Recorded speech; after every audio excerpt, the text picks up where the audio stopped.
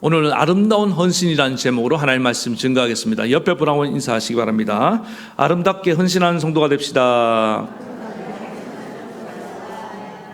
당신의 헌신이 아름답습니다. 1964년에 경기도 포천 비무장 지대에 한 초급 장교가 시찰을 나갔습니다. 그러다가 우연히 이끼 낀 바위죠. 그 바위 옆에 한 오래된 나무 뭐라 그럴까요? 이런 나무 비목, 이게 나무 팻말이라고 합시다.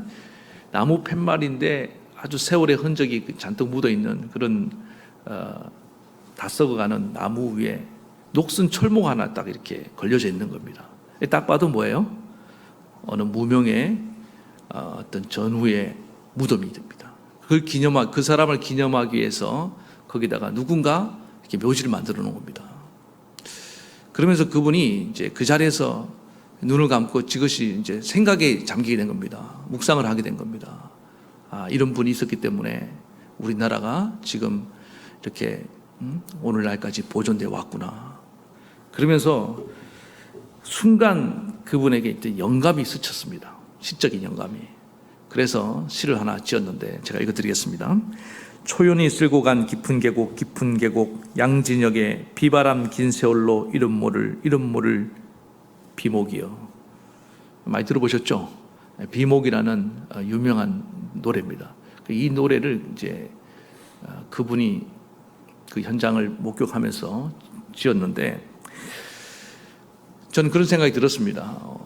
이렇게 이름 없는 수많은 무명의 전후의 그런 헌신과 희생으로 우리나라가 이렇게 지금 지켜진 것처럼 오늘 교회도 마찬가지다. 교회도 이름 없는 수많은 성도들의 그런 피 흘림과 또 이름 없는 많은 성도들의 그 희생을 통해서 오늘 교회가 세워지고 가고 있는 줄 믿습니다. 본문 1절을 다시 돌아와서 보면은 이제 사도 베드로가 이런 말씀을 합니다. 너희 중 장로들에게 권하노니 나는 함께 장로된 자요 그리스도의 고난의 증인이요 나타날 영광에 참여할 자로다. 지금 이 베드로 사도가 함께 장로된 자들이라고 이렇게 편지를 보내고 있는데 이름을 거명하지 않고 있습니다. 원래 이게 서신서를 보면은 사도 바울 같은 경우는 다 수신자가 있고 또 수많은 그 이름이 거명되거든요. 뭐 디모데에게 편지하노니 이런 이름이 있지 않습니까? 그런데 여기 함께 동역자라고 말하면서 이 사도 바울은 거명을 하고 있지 않습니다. 잘 몰랐을 수도 있고 또 알려지지 않았기 때문에. 그런데 이름도 없이 빛도 없이 그분들은 교회를 맡아서 지금 여기 장로님들은 오늘날 교회 지도자들과 같은 급이거든요. 교회를 섬기면서 이렇게 헌신을 하고 있었다는 것입니다.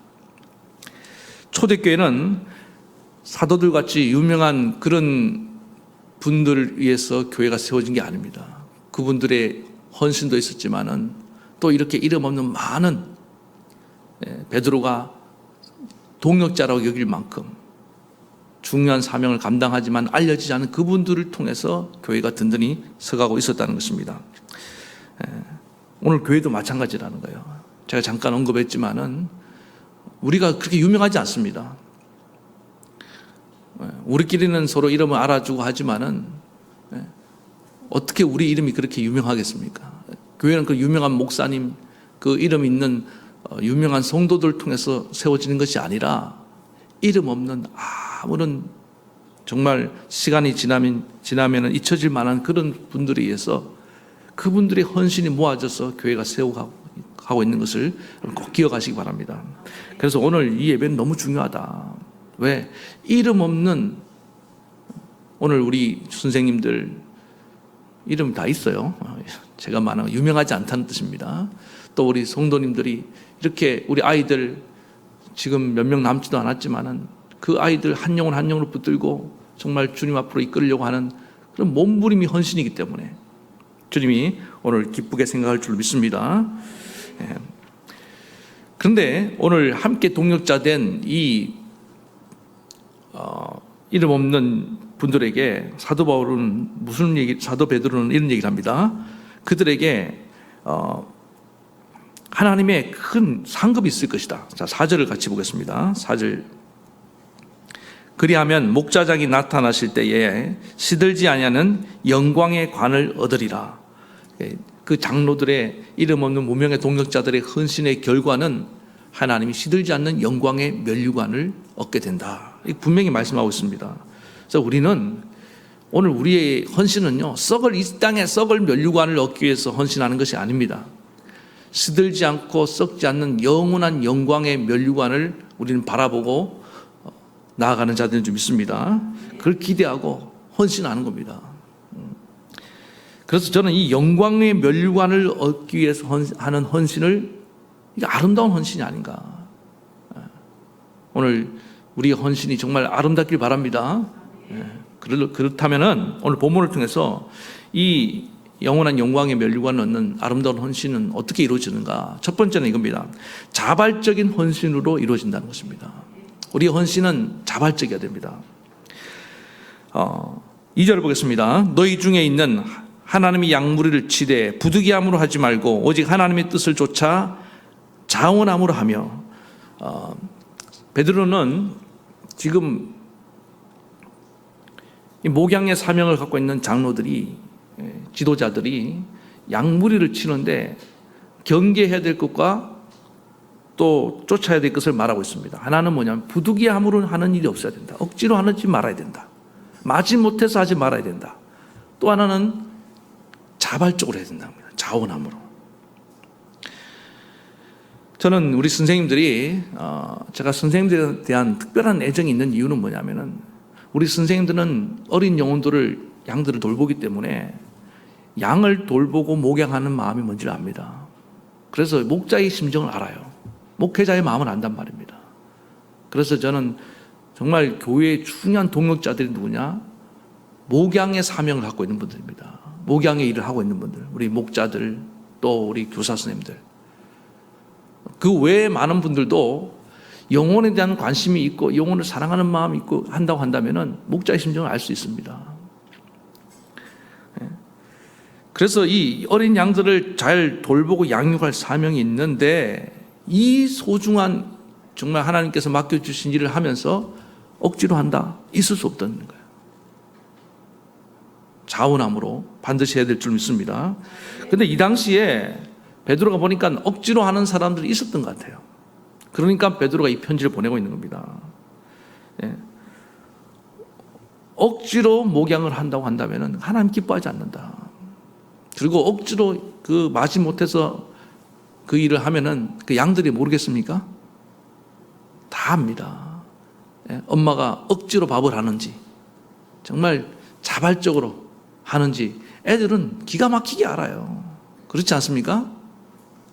억지로 하면요, 일단 간이 안 맞아요. 원래 간 못 맞추는 은사가 있는 분도 있지만은, 그런데 정말 우리 애를 먹이고 싶은 마음으로 내가 우루 속에서 우러 나와서 하면요, 다 합니다. 우리 하나님은 억지로 하는 걸 좋아하지 않습니다. 자발적으로 하는 걸 좋아해요. 왜냐하면 하나님도 자발적으로 우리를 만드셨습니다. 우리를 사랑하십니다. 예수님을 스스로 내어주신 거예요. 주기 싫은데 막 아까워하면서 그런 게 아니라 그냥 기꺼이 내어주셨다고요. 그리고 하나님 우리를 만드실 때 잘 보세요. 인간을 창조하시고 하나님 우리를 종처럼 부려먹으려고 했다면은, 기계적인 존재로 만들려고 했으면은 자유의지라는 걸 넣어주지 않습니다. 여러분, 이 자유의지가 참 이게 놀라운 거예요.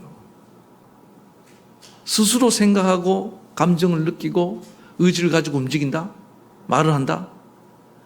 이런 존재가 없어요. 이 세상에. 인간밖에 없어요. 하나님 외에. 하나님이 자기를 닮은, 자기가 갖고 있는 고유한 속성을 인간에게 넣어준 거예요. 신적인 속성을 넣어준 겁니다. 여러분, 우리 안에 하나님의 형상이 있는 걸 믿습니까? 그 형상이 외모를 말하는 게 아니잖아요. 물론 겉모습도 닮을 수도 있겠지만은 더 중요한 건 우리의 존재 자체가 우리의 인격이. 이게 자유의지라고요. 이거는 하나님 앞에 하나님의 엄청난 모험이었습니다. 하나님 말씀을 들을 수도 있고 안 들을 수도 있고, 순종할 수도 있고 안 할 수도 있고, 하나님을 사랑할 수도 있고 안 할 수도 있고, 이 선택권을 줬다니까요.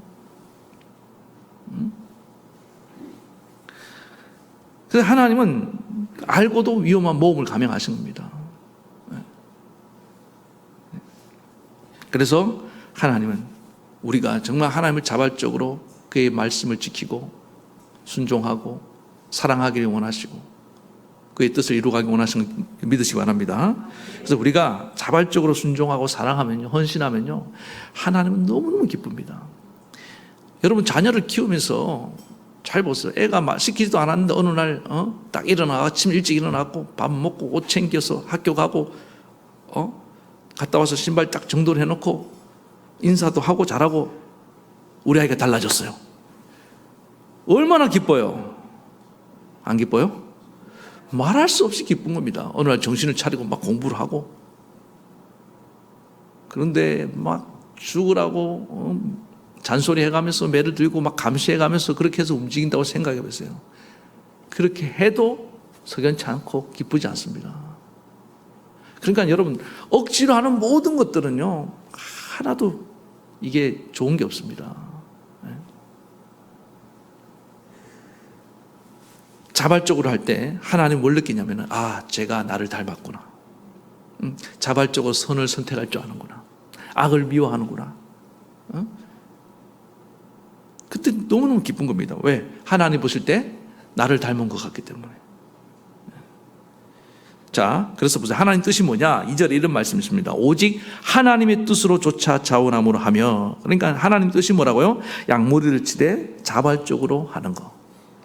여러분 신앙생활 자발적으로 할 때 하게 하는 것이 하나님 뜻인지 믿습니다. 하나님이 제일 싫어하는 건 뭐라고요? 억지로 하는 겁니다. 억지로. 오늘도 어쩔 수 없이 억지로 나온 분들이 혹시 있는지 모르겠어요. 오늘 그 마음이 자발적으로 바뀌기를 간절히 바라겠습니다. 그래서 억지로 하는 것은 하나님 창조의 뜻도 아니고 또 그건 사랑도 아닙니다. 그래서 하나님이 제일 싫어하는 것이 억지로 하는 거기 때문에 잘 보세요. 어떤 사람이, 아니 어떤 나라가 솔직히 다른 사람들을 억지로 노예를 삼고 억압을 하고 그 다음에 나쁜 일을 시키잖아요. 하나님은 그걸 굉장히 싫어합니다. 그래서 역사적으로 보면은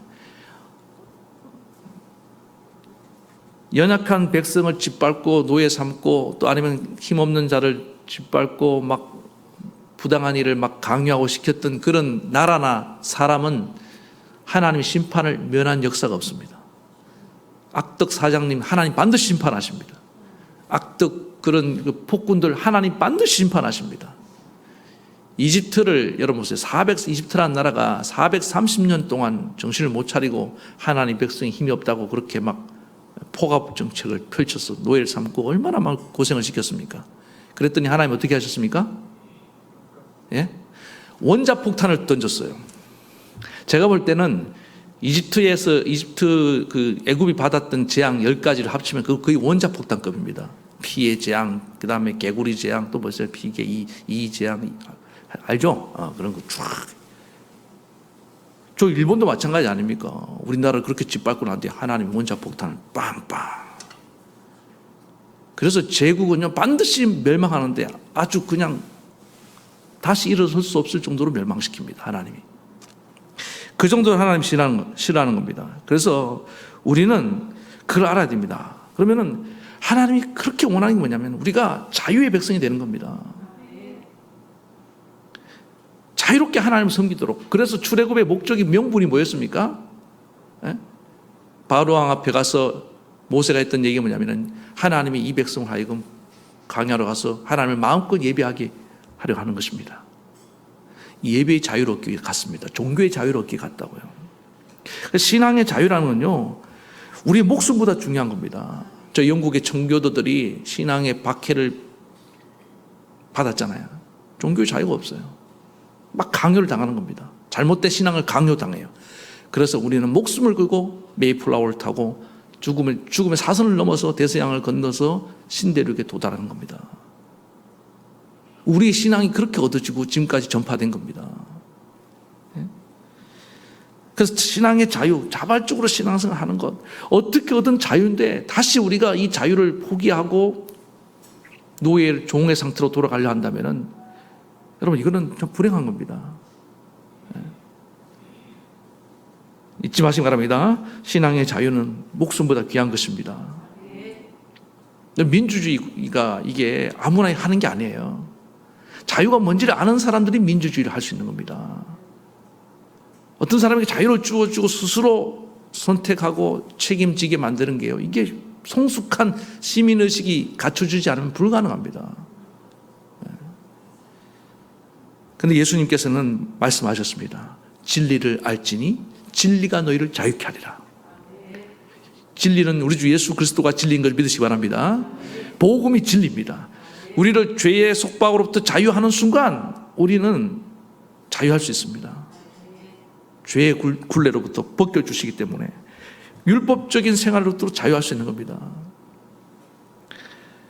그래서 예수님께서는 우리로 하여금 종노릇 하지 않고 무엇에도 종노릇 하지 않고 자유할 수 있도록 십자가를 지고 죽으시고 부활하신 걸 믿으시기 바랍니다. 예수님이 누가 강요해서 십자가 지신 게 아니잖아요. 하나님이 가라고 네 밖에 없다고 해서 가신 게 아니에요. 예수님이 딱 보니까 자기밖에 갈 사람이 없어요. 아버지 나를 보내주소서. 내가 가겠습니다. 그래서 예수님께서 내가 스스로 목숨을 버리노라. 그러니까 예수님의 그 십자가 희생이 고귀하고 막 뭉클하고 아름다운 거예요. 여러분, 우리 예수님께서 우리를 자유케 하셨는데 우리가 다시 종의 멍에를 매면 안 되는 줄 믿습니다. 그래서 억지로 하는 신앙생활은 예수님의 십자가의 그 헌신을 욕되게 하는 것입니다. 모욕하는 행위예요. 예수님은 기꺼이 목숨을 내어주셨는데 우리는 작은 헌신을 하면서 억지로 막 마지못해서 한다? 모르는 거죠. 예수님의 헌신을 모르는 거죠. 이제 제가 다른 얘기 좀 할 텐데, 목사님들이 마음이 다 똑같아요. 어쨌든 교회가 부흥되고 또 이 전도도 많이 되고 목회에 성공하고 싶은 마음이 있습니다. 저도 마찬가지입니다. 그런데 이게요, 억지로 무리하게 해서는 절대로 안 됩니다. 그렇게 하는 분도 있다고 하더라고요. 근데 그렇게 해서 결과가 좋은 역사가 없습니다. 왜 그렇습니까? 억지로 강요에 의해서는 전도는 진정한 전도가 아니기 때문에. 제가 이제 이전에 한 아이가 이제 우리 교회 잘 나오다가 갑자기 어느 날 다른 교회 가겠다는 거예요. 왜 가려 그러냐? 그러니까 그 아이가 어떤 목사님이 자기에게 드럼을 가르쳐 준다고 했다고. 툭툭툭 드럼 있죠? 자기는 너무 배우고 싶었는데 그걸 공짜로 가르쳐 준다고. 목사님 제가 그 교회 다녀야겠다고. 그러니까 이 아이는 아직 믿음이 없는 거죠. 드럼 가르쳐 준다고 다른 교회 가려고 하니까 양심 또 의리도 없는 애고. 그런데 제 마음이 아팠습니다. 우리 선생님들도 굉장히 좀 상심했더라고요. 그리고 뻔히 우리 교회 다니는 줄 알면서 드럼 가르쳐 준다고 그 이웃 교회에서 데려가는 그 목사님도 밉더라고요. 도대체 상도가 없네 이 동네는. 그렇지 않아요? 양도둑질 하면 안 되잖아요. 누가 남의 교회 빼갖고 와서 교회 성장시키라고 그랬어요. 그게 하나님 인정하시겠습니까? 그런데 제가 그때 들은 마음이 뭐냐면은 제가 안 따졌습니다. 그 목사님에게 하나한테 걔한테 뭐라 하지도 않았어요. 그리고 딱 이렇게 말했습니다. 네가 결정해라. 근데 얘가 당황하더라고요. 여러분, 사람은 어떤 어려운 숙제를 만나면 당황합니다. 제일 어려운 숙제가 뭔지 압니까? 이것이냐 저것이냐, 이것이 문제로다.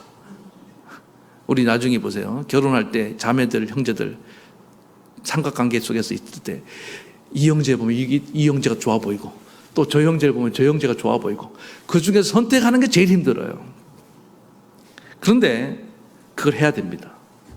그래서 우리 선생님들 다 그냥 내버려 두라고 그랬어요. 기다리라 그랬어요. 대신 그리고 교회를 왜 다녀야 되는지 그거를 제가 설명해 주고 우리는 너를 너무나 사랑한다. 그건 너도 알 거다. 그 얘기만 해줬어요. 그랬더니 얘가 막 고민하더니 저 옆에 이제 사모님이 있었는데 사모님이 결정해줘요 이러더라고요.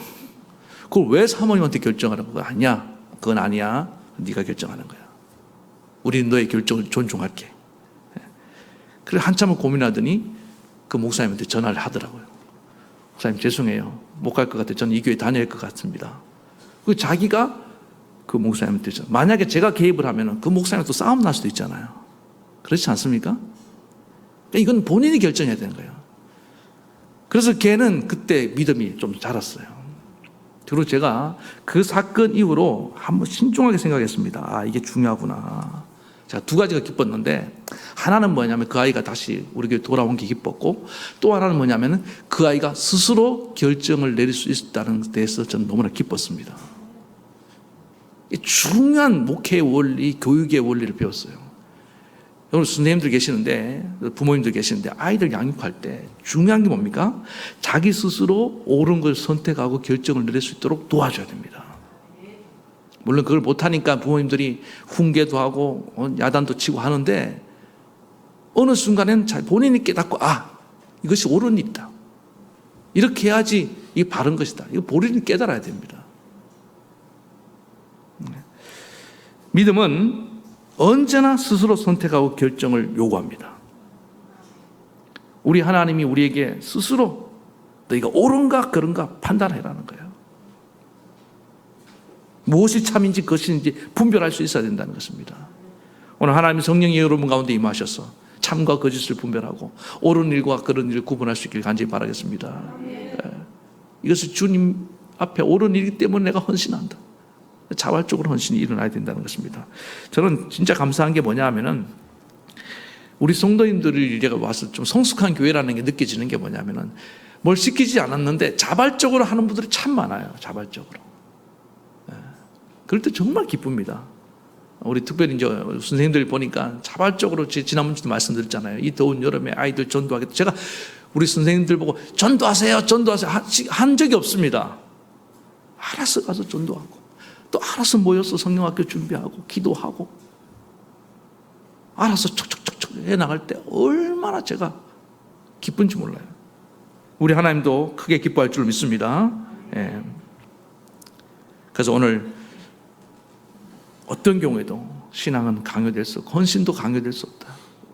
자발적으로 우러나온 헌신만이 아름다운 헌신이고 하나님 기뻐할 줄 믿습니다. 그런 헌신자들 되기를 바랍니다. 두 번째는 뭐냐? 이 영광의 면류관을 얻는 아름다운 헌신은 어떤 헌신이냐면은 즐겁게 헌신해야 됩니다. 자, 2절 중반부에 보니까 또 이렇게 말씀하고 있습니다. 더러운 일을 위하여 하지 말고 오직 즐거운 뜻으로 하며. 그러니까 앞에는 부득이함으로 하지 말고 자원함으로 하며, 지금은 또 뭐라고 말씀하십니까? 더러운 일을 위해서 하지 말고 즐거운 마음으로 해라. 그러니까 이 영어로 보니까 이 더러운 이익이라는 게 어떤 뜻이 갖고 있냐면은 돈을 바라고 하는 일, 뭐 이렇게 돼 있더라고요. 잘 보세요. 그런데 제가 이제 이 당시 장로님들 오늘날처럼 풀타임 사역자는 아니었을 것 같아요. 사도 바울도 자비랑 선교를 했고, 그 당시 교회가 아직 조직을 이렇게 갖추고 있는 상황이 아니었기 때문에, 그런데 그들 중에 오늘 지금 사도 베드로가 더럽다는 이런 표현을 쓰고 있는데, 돈의 탐욕에 빠진 자들이 더러 있었다, 이런 말씀을 하시는데, 제가 볼 때는 이게 좀 어떤 해석이 됐냐면은, 그런 분들이 얼마나 많았겠습니까? 대부분은 저는 이렇다고 생각합니다. 이거는 뭐냐면은 일종의 보상심리예요. 인정욕구의 가능성이 큽니다. 이게 무슨 얘기냐 하면은, 내가 이렇게 헌신하면은 이 헌신에 걸맞는 현실적인 보상이 내게 돌아왔으면 좋겠다. 내가 나를 좀 이렇게 알아줬으면 좋겠다. 굉장히 많이 와닿지 않습니까? 여러분 가운데 이렇게 막 돈을 바라고 수입을 얻으려고 떼돈 벌려고 교회 봉사하는 분 없잖아요. 그럼 번지수를 죄송합니다만 잘못 찾아오셨습니다.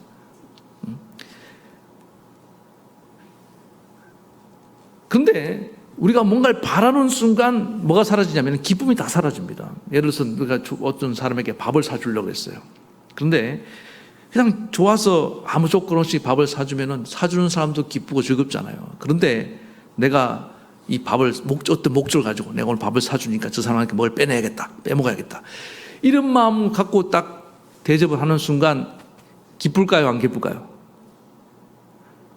여러분들 표정을 보니까 목사님 그런 적이 없는데요. 정말 잘하고 계십니다. 전혀 안 기뻐요. 그리고 그걸 대접받는 사람도 알까요? 모를까요? 저는 그런 대접을 제가 받아봤습니다. 너무 불편해요.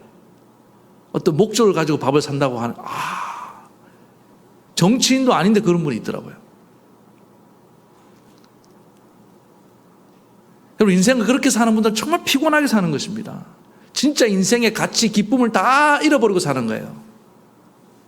여러분, 헌신은, 희생은, 대접은요, 아무 조건 없이 하는 것입니다. 아멘입니까? 그래야지 순수한 마음으로 할 때 기쁘다니까요. 아니, 왜 내가 내 돈을 대접하고 내 몸을 들여서 희생하며 헌신하면서 그 기쁨조차 빼앗기냐고요. 얼마나 어리석어요. 우리가 주님을 위해서 헌신한다고 하면서. 지금 여러분 헌신하면서 기쁘지 않았던 분들 잘 생각해 보세요. 이런 보상 심리가 내 안에 있지 않았는가? 이런 인정 욕구가 나를 지금 집어삼키려 하지 않았는가? 예수님의 제자들이 그랬습니다. 주님, 우리가 모든 것을 다 버리고 주님을 따랐는데 무엇을 얻을 수 있겠나이까? 뭔가 대가를 바라고 있었다는 거예요. 그러니까 주님께서 내가 영광으로 임할 때에 그날에 너희가 12지파를 다스리게 될 것이고, 뭐 본토와 친척과 아비와 뭘 버린 사람은 뭐 여러 배를 받고, 뭐 이런 말을 하니까 엄청난 복을 받겠구나, 보상을 받겠구나. 그런데 예수님께서 강조한 게 뭡니까? 지금 말고 영광의 보좌에 앉을 때에, 다시 말해서 너희가 하나님 앞에 서서 천국에 갔을 때 상을 말하는 겁니다. 여러분, 우리는 다 상은 어디 가서 받아야 됩니까? 천국에 가서 받아야 됩니다. 그러면 이 땅에서 보상이 없다는 얘기가 아니에요. 상을 기대하려면 기대하는 그 마음은 잘못된 것이 아니지만 보상에 대한 기대는 하나님 나라 천국으로 옮겨놓으라는 것입니다. 근데 생각보다 많은 분들이 이 땅의 보상에 집착합니다. 왜 그런가 보니까 은혜를 잊어버렸어요. 은혜를. 내가 얼마나 큰 죄인이었고 내가 얼마나 부족한 사람인데 나를 구원해 주시고 나를 이렇게 하나님 나라 일꾼으로, 교사로, 또 봉사자로 써주시는 이것이 얼마나 큰 은혜. 저 같으면 목사로 불러주신 것 자체가 이것이 얼마나 큰 은혜인데, 모든 것이 은혜 뭐 하는 은혜, 그 은혜의 의식을 잃어버리니까 흥정의식이 남는 거예요. 거래의식이 남는 거예요. 그때부터 기쁨이 다 사라집니다. 내가 이렇게 봉사했는데 하나님 왜 내 기도를 응답 안 하지? 이것도 보상심리예요. 섭섭하거든요. 제일 치사하면서 제일 무서운 병 중에 하나가 섭섭병입니다. 여러분들은 이 섭섭병을 걸리지 않기를 간절히 바랍니다. 예. 그래서 기쁨을 다 잃어버렸어요. 저는 우리 주와 여러분들, 우리 헌신하는 모든 선생님들과 우리 성도님들 마음 가운데 다시 이 순수한 헌신이 회복되기 바랍니다. 그래서 절대 기쁨을 빼앗기지 말자고요. 주님이 나를 위해서 희생하신 걸 생각하면 나는 내 모든 걸 드려도 아깝지 않다. 왜? 주님이 내게 베푸신 그 은혜는 내가 하는 헌신에 비교할 바가 못 되기 때문에.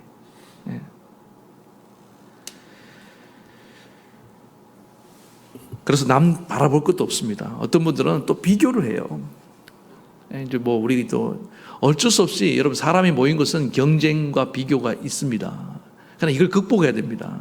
여기 어린이부가 있고 청소년부가, 청년부가 있으면은 뭐 알게 모르게 또 같은 부서 안에도 반별로 이렇게 경쟁이 되고 비교될 수 있지 않습니까? 그러면은 어떤 선생님이 예를 들면 이럴 수 있지 않습니까? 하나님, 왜 우리 반 아이는 이 모양입니까? 저쪽 반 아이들은 교회도 잘 나오고 말도 잘 듣고 너무너무 착한데 우리는 왜 이렇게 그냥 말썽꾸러기 애들만 나한테 붙여줬습니까? 비교하면 그런 원망이 나올 수 있잖아요. 근데 한번 뒤집어서 생각해 보세요. 하나님이 얼마나 날 믿어줬으면은, 예? 그 문제 있는 아이를 나한테 붙여줬겠냐고요. 감사한 거 아니에요? 아멘도 안 하시네. 예. 여러분, 자녀 지금 막 힘들게 하는 자녀가 있습니까? 하나님이 다른 데 보내라고 했어요. 그런데 내가 제일 믿음직하니까 우리 집에 보내준 거예요. 아멘? 그래 생각하면 감사한 일이에요. 예? 왜 비교를 하냐고요. 비교의식 때문에 기쁨이 다 잃어버렸어요. 달란트 비유 보세요. 한 란트면 충분합니다. 그것도 큰 돈이라고요. 근데 왜 5달란트, 10달란트 받은 자를 바라보냐고요. 이게 여러분에게 하는 얘기가 아닙니다. 저한테 하는 얘기예요. 언제나 우리는 자꾸만 비교하는 비교. 하나님은 한 번도 나를 비교한 적이 없는데 우리는 왜 그렇게 비교하는지 몰라. 그래서 여러분, 하나님은 바라보고 은혜의식으로 충만하지 않으면 우리는 날마다 비교하면서 주님이 이렇게 귀한 일을 하는데도 알지 못하고 가치를 알지 못하고 원망하고 불평할 때가 많다는 것입니다. 오늘 사랑하는 성도 여러분들, 다시금 이 순수한 기쁨이 회복되기 바랍니다. 그 다음에 마지막 세 번째는 뭐냐 하면은 아름다운 헌신은 본이 되어야 된다는 겁니다. 본. 자, 또 이렇게 말씀하고 있습니다. 3절 보세요. 막 기운 자들에게는 주장하는 자세를 하지 말고 오직 약물에 뭐가 되라? 본이 되라. 이걸 다른 좀 성경에 보니까 양떼를 지배하려 들지 말고 그들의 모범이 되십시오. 자, 막 지배하려 할 때는 막 명령하게 되고 막 뭐 화를 내고 이렇게 됩니다. 그런데 모범이 되는 때는 어떻게 합니까? 그냥 내가 하는 거예요. 하나님 말씀 순종하고 내가 먼저 순종하는 겁니다. 내가 말씀대로 잘 사는 거예요. 그러면은 교육은요, 생각보다 쉬워집니다. 왜 교육이 어렵고 힘이 듭니까? 내가 행하지 않고 살지 않으면서 본받으려 하지 않으면서 가르치려 하기 때문에 그럽니다. 잘 보세요. 바람풍. 근데 바람풍 하기가 쉽습니까? 되게 어렵죠. 듣는 사람도 분명히 바람풍이라고 하는데 바람풍을 하려니까 어렵고, 제가 알겠더라고요. 목회해 보니까 제가 그냥 기도 열심히 하면은 여러분들 뭐 기도하지 말아도 기도해. 근데 목사님 기도도 안 하면서 여러분 기도합시다 아무리 얘기해도 기도하겠어요? 목사님이나 좀 하시죠. 그래서 교육이 안 이루어지는 겁니다. 모든 교육은 모델이고 본입니다. 아멘입니까? 전도 마찬가지고 여러분들 자녀 교육도 마찬가지입니다. 자녀들은 부모님의 말을 통해서 배우는 게 아니에요. 뒷모습을 보고 배우는 겁니다. 야, 바르게 살아라, 착하게 살아라, 제발 욕하지 마라. 우리 아빠는 싸울 때면 욕 너무 잘하는데. 그러니까 항상 나를 쳐서 채찍질하면서 하나님, 나 너무 부족합니다. 이것밖에 안 됩니다. 주님 은혜를 주시옵소서. 그러면 하나님 은혜를 주셔서 내가 조금씩 변하면서 아이들도 변화되는 줄 믿습니다. 우리 선생님들 맞죠? 다른 문제가 아니잖아요. 내 문제다, 내 문제. 내가 예배 잘 드리면요, 아이들 따라합니다. 주님 말씀 순종하면은. 그래서 언제나 이 본의 원리를, 모델의 원리를 꼭 기억하시기 바랍니다. 그게 가장 아름다운 헌신이라는 거예요. 오늘 세 가지 말씀드렸습니다. 아름다운 헌신의 조건 세 가지. 자발적으로, 억지로 부득이함으로 하는 사람이 한 사람도 없고 항상 자원하는 마음으로 자발적으로.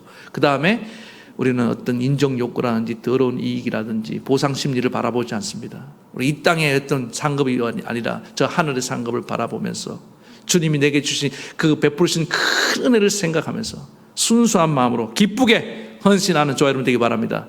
마지막 세 번째로 주장하는 자세가 되지 말고 목소리 큰다고 되는 게 아니라 언제나 내가 본이 됨으로 말미암아 이 아름다운 헌신을 만들어가는 저와 여러분 되기를 간절히 축원합니다. 우리 말씀 생각하시면서 찬양 부르시겠습니다.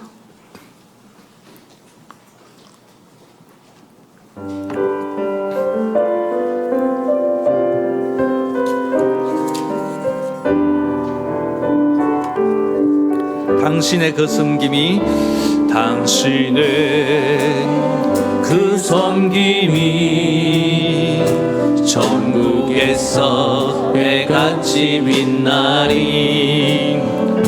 당신의 그 겸손이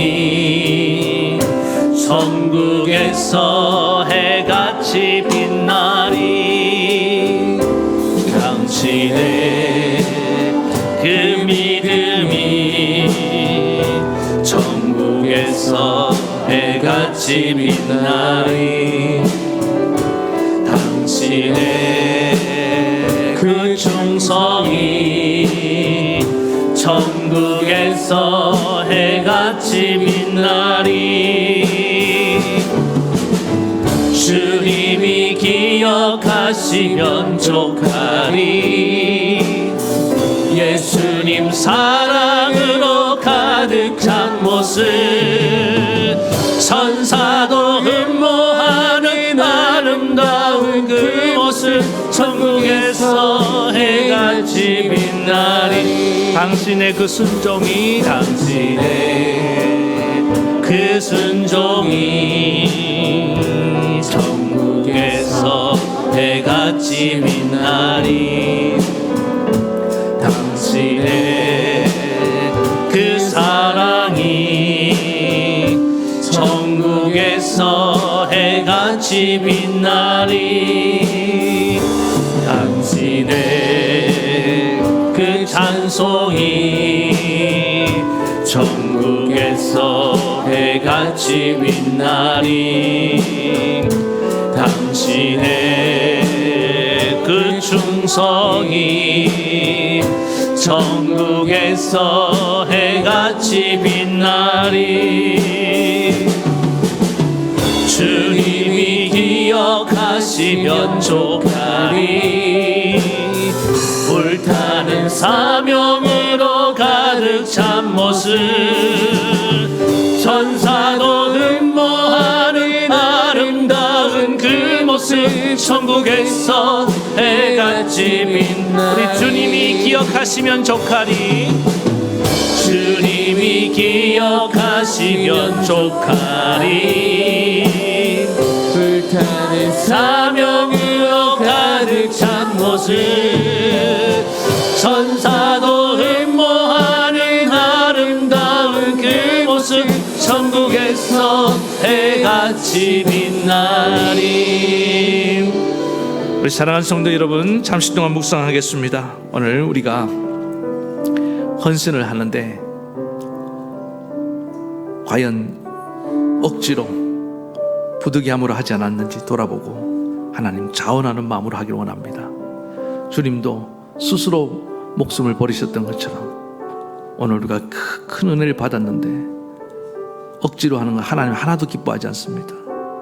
오히려 하나님 마음만 괴롭게 합니다. 하나님 스스로 자발적으로 할 수 있도록 은혜를 달라고, 그리고 더러운 이익을 위해서, 우리는 어떤 인정욕구라든지 보상심리를 위해서 하는 것이 아닙니다. 하늘의 상을 바라보고 주님이 내게 그냥 값없이 은혜를 주셨기 때문에 우리도 그렇게 순수하게 할 수 있어야 됩니다. 그때 기쁨이 넘쳐납니다. 하나님 헌신한다고 하면서 기쁨을 다 잃어버렸습니다. 섭섭한 마음만 생겼습니다. 오늘 이 마음을 못 받고 다시 은혜의식을 회복하게 도와주시고, 또 하나님 주장하는 자세 막 야단친다고 되는 것이 아니라 하나님 본이 되게 도와주시옵소서. 내가 주님을 얼마나 본받는 삶을 살았는지 돌아봅니다. 오늘 다 주님을 잘 본받아서 정말 그리스도의 향기 나는 모습이 되어서 우리 아이들을 잘 가르칠 수 있게 도와달라고, 주님 이 시간에 우리 그런 마음으로, 결단하는 마음으로, 또 우리 여름 성경학교 앞으로 있을 청소년부 수련, 청년부 수련을 위해서도 함께 기도해 주시기 바랍니다. 이 두 가지를 놓고 우리 이 시간에 간절히 기도하시겠습니다. 하나님 아버지, 이 시간에 간절히 기도합니다. 아버지 하나님, 정말 우리의 이 시간에 헌신을 한번 돌아봅니다. 우리가 헌신한다고 하면서 과연 하나님 정말 억지로 한 적이 없습니까? 마지못해서 한 적은 없습니까? 등 떠밀리듯이 하나님 그렇게 억지로 헌신했다고 한다면 하나님 우리 헌신에 지금 문제가 생긴 것입니다. 우리 아버지 하나님, 오늘 이 시간에 우리 사랑하는 성도들의 헌신이 하나님 자원에서 저 마음에서 우러나온 헌신이 될 수 있도록 주님 축복해 주시고, 그런 헌신만 하나님이 기쁘게 받으신 줄 믿습니다. 하나님 우리 스스로 창조하시고 우리 자유를 주시고 우리가 스스로 하나님 사랑에 응답하고 사랑하며 헌신하길 원하시는데, 하나님 우리 스스로 얻은, 주님을 통해서 얻은 정말 진리로 얻은 이 자유를 하나님 저버리지 말게 도와주시고, 억지로 하는 자가 한 사람도 없도록 주님 붙잡아 주시고 스스로 자원해서 항상 아버지 하나님 주님을 섬기며 살아갈 수 있게 도와주시옵소서. 또 하나님 더러운 이익을 탐하고 어떤 인정을 받으려고 보상 심리를 가지고 섬기는 자들 없게 도와주시옵소서. 우리가 받을 보상은 이 땅에 있는 것이 아니라 저 하늘에 있는 줄로 믿습니다. 주님도 값없이 내 몸을 내어주시고 헌신하신 것처럼 우리도 아버지 그 나 같은 죄인을 불러주시고 하나님 나라의 귀한 일꾼으로 교사로 불러주신 것을 생각할 때 감사하며 하나님 날마다 정말 기쁘게 그 순수한 마음을 다시금 회복할 수 있도록 은혜를 주시옵소서. 우리 아버지 하나님 간절히 기도합니다. 우리 사랑하는 모든 성도들 가운데 이 마음을 주시고 또 주장하는 자세, 하나님이 아니라 본이 되는 그런 헌신이 나오게 도와주시옵소서. 우리가 주님을 잘 믿음으로 본받기 시작하면은 우리 아이들로 우리를 본받게 되는 줄로 믿습니다. 그때 비로소 교육이 이루어지는 것입니다. 아버지 하나님, 나는 달라지지 않고 변화되지 않고 본받지 않으면서 아버지 하나님, 누가 우리를 본받으라고 말할 수 있겠습니까? 우리 사랑하는 모든 성도님들과 우리 교사들과 부모님들이 좋은 아버지의 신앙의 모델이 되는 복을 내려 주시옵소서. 우리 아버지 하나님, 이 시간에 간절히 기도하오니 사랑하는 성도들 가운데 우리 선생님들 가운데 은혜를 주시고 또 여러분 성경학교 수련회 하나님 얼마 남지 않았습니다. 코로나 재확산의 소식이 들려옵니다. 우리 아버지 하나님께서 은혜를 주시고 아버지 하나님 이것을 잘 이겨낼 수 있도록 주님 붙잡아 주시옵소서. 주님 축복해 주시옵소서. 좋은 결과가 있게 도와주시고 어떤 수련회보다 성경학교보다 은혜가 넘치는 그런 성경학교 될 수 있도록 주님 축복해 주시옵소서. 예수님의 이름으로 간절히 기도하옵나이다. 아멘. 하나님 아버지, 우리의 헌신을 점검해 봅니다. 부득이함으로 하는 헌신이 아니라 정말 자발적으로 하는 헌신이 될 수 있도록 도와주시옵소서. 그리고 하나님 아버지, 정말 보상심리라든지 인정욕구, 어떤 이익을 위해서 하는 것이 아니라 하나님 거저 받은 은혜를 기억하며 나 같은 죄인을 불러주신 은혜를 기억하며 하나님 기쁨으로 다시 헌신할 수 있도록 즐거운 헌신이 회복될 수 있게 도와주시고 하나님 주장하는 자세가 아니라 본이 되어야 됩니다. 내가 본받지 않고 우리 교육은 이루어지지 않습니다. 하나님 아버지, 정말 날마다 주를 본받는 데 힘쓰므로 우리 아이들을 잘 이끌어갈 수 있는, 섬길 수 있는 그런 헌신자들, 헌신된 우리 선생님들, 학부모들, 성도들이 되게 하옵소서. 이번 여름 성경학교 청소년부 수련회 코로나 재확산의 소식이 들려오지만 어느 때보다도 감동적이고 정말 은혜 충만한 그런 성경학교 수련회가 되게 도와주옵소서. 예수님의 이름으로 기도합니다. 아멘. 아픈 데 손 얹고 기도하겠습니다. 오늘도 하나님 믿음으로 손을 얹어 싸우니 주님 저들의 병을 고쳐주시옵소서. 주님은 치료의 하나님이라고 하셨습니다. 고치지 못할 병이 없는 줄로 믿습니다. 오늘 간절히 사모합니다. 하나님의 뜻이거든 나를 고쳐주셔서 주의 영광을 나타내 주시옵소서. 우리 가족의 병, 우리 하나님 애타게 기도합니다. 아버지 하나님, 살아가는 자녀, 우리 또 손주, 우리 남편, 아내, 형제, 자매, 부모님, 주님 고통하는 모습을 바라보기가 너무 힘이 듭니다. 주님 저를 불쌍히 여겨 주시옵소서. 오늘 이 시간에 치료의 광선을 비춰주시옵소서. 주의 능력의 손을 내밀어 주시옵소서. 성령의 기름을 부으시옵소서. 깨끗하게 고쳐주셔서 주님 영광 받아 주시옵소서. 주님 깨끗이 고쳐주실 것을 믿으며 예수님의 이름으로 기도하옵나이다. 아멘. 이제는 우리 주 예수 그리스도의 크신 은혜와 하나님 아버지의 만극하신 사랑하심과 성령의 감동 감화 교통 위로 역사하심이 아름다운 헌신으로 주께 영광 돌리길 원하는 사랑하는 우리 모든 성도들과 우리 선생님들과 학부모들 또 우리 자녀들을 위해 이 나라 이민주교회까지 영원토록 함께하옵시기를 간절히 축원하옵나이다. 아멘.